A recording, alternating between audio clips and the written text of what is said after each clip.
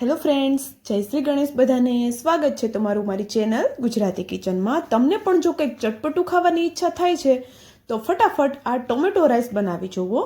નથી આ પુલાવ કે નથી બિરયાની, એક અલગ જ સ્વાદમાં જોરદાર ટેસ્ટી ચટપટા એવા રાઈસ બને છે અને બનાવવા તો એટલા સરળ છે કે તમે એકદમ ફટાફટ આને બનાવીને તૈયાર કરી શકો છો. કોઈ ગેસ્ટ માટે બનાવો કે પછી બાળકોના લંચ બોક્સ માટે કે પછી સાંજની નાની મોટી ભૂખ માટે બનાવો, બધાને ખૂબ પસંદ આવે એવા બને છે અને મહેમાન તો આની રેસીપી ચોક્કસથી પૂછવાના જ છે. તો ચાલો બનાવીએ. તો એના માટે સૌપ્રથમ તો આપણે અહીંયા 2 પાકા મીડિયમ સાઇઝના ટમેટા લીધા છે અને ટમેટાને આપણે મિક્સર જારમાં આ રીતે કટ કરીને લઈ લેવાના છે. મોટા મોટા ટુકડામાં આપણે ટમેટાને કટ કરી લેવાના છે અને અહીંયા આપણે પાકા ટમેટાનો ઉપયોગ જ કરવાનો છે, જે લાલ એકદમ સરસ એવા હોય છે. તો બંને ટમેટા આપણે મિક્સર જારમાં એડ કરી દીધા અને 5 થી 6 જેટલા મરીના દાણા એડ કરીએ. અડધી ચમચી જેટલું લાલ મરચું પાવડર એડ કરી અને સરસ એવી એની આપણે પેસ્ટ પ્યોરી બનાવી લેવાની છે. તો હવે આપણે અહીંયા લીધા છે એક નાની વાટકી જેટલા ચોખા. તમે તમારા ઘરમાં જે પણ ચોખા ખવાય છે એ ચોખા તમારે લઈ લેવાના છે અને એમાં હવે આપણે જે પેસ્ટ બનાવીને રાખી છે ટમેટાવાળી પ્યોરી એ એડ કરી દેવાની છે. તો ચોખા અત્યારે આપણે કાચા જ લીધા છે. ચોખાને 2 થી 3 પાણીથી આપણે વોશ કરી લીધા હતા અને 15 થી 20 મિનિટ માટે આપણે એને પાણીમાં પલાળીને રાખેલા હતા, જેથી કરીને આપણા જે રાઈસ બનશે એકદમ સરસ એવા છૂટા છૂટા અને એકદમ સરસ એવા બનીને તૈયાર થશે. તો જો આપણે ટમેટાની પ્યોરી પણ સરસ એવી મિક્સ કરી લીધી, તો હવે આપણે અહીંયા એક કઢાઈ લઈ લઈએ.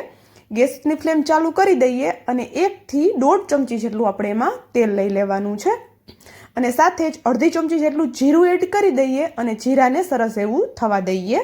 જીરું સરસ એવું થઈ જાય એટલે આપણે એમાં જે આપણે રાઈસ મિક્સ કરીને રાખ્યા છે તે એડ કરી દેવાના છે. અને હું તમને એક વાત કહેતા ભૂલી ગઈ કે રાઈસને આપણે મિક્સ કરતી વખતે એકદમ હળવા હાથે મિક્સ કરવાના છે, જેથી કરીને તેનો દાણો તૂટી ન જાય. તો જો હવે આપણે સ્વાદ પ્રમાણે મીઠું એડ કરી દીધું અને રાઈસને આપણે સરસ એવા મિક્સ કરી લેવાના છે. તો એકદમ હળવા હાથે કરવાના છે, જેથી કરીને રાઈસનો આપણો દાણો તૂટે નહીં. તો જો અહીંયા સરસ એવું મિક્સ કરી લેવાનું છે, ઓવર મિક્સ પણ નથી કરવાનું અને 1 મિનિટ જેવું આપણે એને તેલમાં સંતળાવા દેવાનું છે. અને આપણે એમાં હવે એડ કરવાના છે અહીંયા લીલી મગફળીની સિઝન છે અત્યારે, તો લીલી મગફળીના દાણા મેં અત્યારે લીધેલા છે. જો સૂકી મગફળી તમે લેવાના હોય તો ઓવરનાઇટ માટે આપણે એને પલાળી રાખવાની છે ગરમ પાણીમાં અને પછી સવારે તમે એનો ઉપયોગ કરી શકો છો, અથવા તો 3 થી 4 કલાક માટે પણ પલાળી રાખી અને પછી તમે એનો ઉપયોગ કરી શકો છો. તો જો અહીંયા આપણે સરસ એવું બધું મિક્સ કરી દીધું અને 1 કપ જે આપણે રાઈસ લીધા હતા એની સામે 1 કપ આપણે અત્યારે પાણી એડ કરેલું છે. પાણીને સરસ એવું મિક્સ કરી દીધું અને ઢાંકણ ઢાંકી અને આપણે એને રાઈસ આપણા સરસ એવા થઈ જાય, એકદમ સરસ એવા પરફેક્ટ કૂક, મતલબ કે પરફેક્ટ નથી કરવાના, 80% જેટલા કૂક થઈ જાય ત્યાં સુધી આપણે એને થવા દેવાના છે. અને વચ્ચે પાણીની જરૂર લાગે તો પાણી આપણે એડ કરી દેવાનું છે અને વચ્ચે વચ્ચે 1 થી 2 વખત આપણે એને સરસ એવું મિક્સ કરતું રહેવાનું છે. તો મને અહીંયા 1 કપ જેટલા એક્સ્ટ્રા પાણીની જરૂર લાગી હતી, તો મેં 1 કપ જેટલું પાણી એડ કરેલું હતું, મતલબ કે ટોટલ મેં અહીંયા 2 કપ જેટલા પાણીનો ઉપયોગ કરેલો છે. અને અહીંયા તમે જોઈ શકો છો રાઈસ છે આપણા સરસ એવા થઈ ગયા છે અને અત્યારે એમાં થોડો પાણીનો ભાગ છે અને ગરમ ગરમ છે એકદમ, એટલે તમને એકદમ ભેગા ભેગા લાગે છે, પણ હલકા એવા ઠંડા થશે એટલે એકદમ સરસ એવા એક એક દાણો છૂટો થઈ જશે, એટલે ટેન્શન લેવાની જરૂર નથી આપણે અહીંયા. અને રાઈસને આપણે 80% જેટલા જ કૂક કરશું, જેથી કરીને આપણા રાઈસના દાણા છે એકદમ છૂટા છૂટા બને. અને હવે આપણે અહીંયા એક કઢાઈ લીધી છે, એમાં આપણે ફરી પાછું 1 થી 1.5 ચમચી જેટલું કે 2 ચમચી જેટલું ઓઇલ લીધું છે. અડધી ચમચી જેટલું જીરું એડ કરી દીધું અને જીરુંને આપણે સરસ એવું થવા દેવાનું છે. જીરું સરસ એવું થઈ જાય પછી આપણે તેમાં આદું અને મરચાં એડ કરી દઈએ. એક મરચું જેને ઝીણું ઝીણું કટ કરીને લીધું છે અને આદુને આપણે ખમણીને લીધું છે. મરચાં તમે તમારી રીતે વધારે ઓછા કરી શકો છો. થોડા લીલા કટ કરેલા ધાણા અત્યારે આપણે તેલમાં એડ કરશું, જેથી કરીને ધાણાની જે ફ્લેવર છે એ ઉભરીને આવે.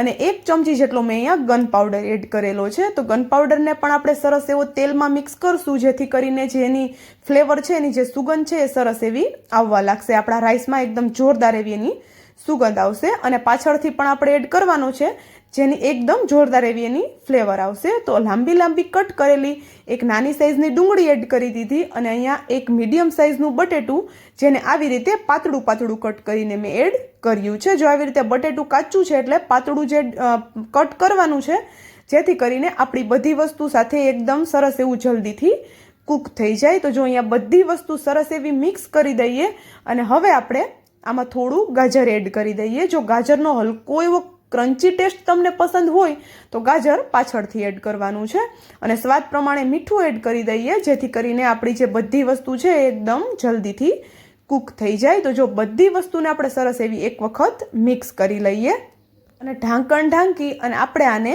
2 થી 3 મિનિટ જેવું કૂક થવા દેવાનું છે. એટલે કે 50% જેટલું બટેટું કૂક થાય ત્યાં સુધી થવા દેવાનું છે અને પછી આપણે જે બીજી વસ્તુ એડ કરવાની છે આપણે એડ કરી દઈશું. તો જો અહીંયા આપણે ફરી પાછું ખોલીને જોઈએ છીએ તો બટેટું અત્યારે આપણું સરસ એવું 50% જેટલું કૂક થઈ ગયું છે. તમે ચેક પણ અત્યારે કરી શકો છો. તો એમાં આપણે વટાણા એડ કરી દઈએ. વટાણા એડ કરવા ઓપ્શનલ છે, થોડો કેપ્સિકમનો ટુકડો એડ કરીએ. આમાંથી જે પણ વેજીટેબલ્સ તમારી પાસે ન હોય અથવા તો તમને પસંદ ન હોય તે તમે સ્કીપ કરી શકો છો અને તમારી પસંદના કોઈ પણ વેજીટેબલ્સ તમે અહીંયા એડ કરી શકો છો. તો જો બટેટું મેં ચેક કરીને જોયું તો 70% જેટલું કૂક થઈ ગયું છે. તો હવે આપણે એને ફરીથી ઢાંકણ ઢાંકી દઈએ અને પ્રોપર કૂક થઈ જાય ત્યાં સુધી થવા દઈએ. ઓવર કૂક પણ આપણે નથી કરી લેવાનું. તો જો સરસ એવું મિક્સ કરી દીધું બધી વસ્તુને, અત્યારે આપણું બટેટું છે સરસ એવું કૂક થઈ ગયું છે. તો સાથે બીજી વસ્તુ પણ બધી સરસ એવી કૂક થઈ ગઈ હશે. અને હવે આપણે થોડા મસાલા કરીએ. તો મસાલામાં અડધી ચમચી જેટલો ધાણા જીરું પાવડર, અડધી ચમચી જેટલી હળદર અને થોડો મેં અહીંયા સંચળ પાવડર એડ કરેલો છે. સંચળ પાવડરનો ટેસ્ટ આમાં ખૂબ જ સરસ આવે છે. અને એક મોટી ચમચી ભરી અને ગન પાવડર એડ કરેલો છે. ગન પાવડરની રેસીપી તમારે જોઈતી હોય તો એમની લિંક હું નીચે આપી દઈશ, તમે ચેક કરી શકો છો. ઘરની જ વસ્તુમાંથી એકદમ જલ્દીથી એટલે કે 5 જ મિનિટમાં બનીને તૈયાર થઈ જાય છે અને તમે આ ગન પાવડરને 6 મહિના સુધી ફ્રીજમાં સ્ટોર પણ કરી શકો છો અને ઘણી બધી રેસીપીમાં આનો ઉપયોગ થાય છે. અને સિમ્પલ એવી રેસીપીને પણ સ્વાદ એનો 100 ગણો વધારી દે એટલો બધો ટેસ્ટી આ ગન પાવડર બનતો હોય છે. હલકી એવી મેં સુગર એડ કરી દીધી. સુગર એડ કરવી ટોટલી ઓપ્શનલ છે. અને પછી આપણે જે રાઈસ સાઈડમાં બનાવીને રાખ્યા છે તે એડ કરી દેવાના છે અને રાઈસને આપણે એકદમ હળવા હાથે મિક્સ કરવાના છે.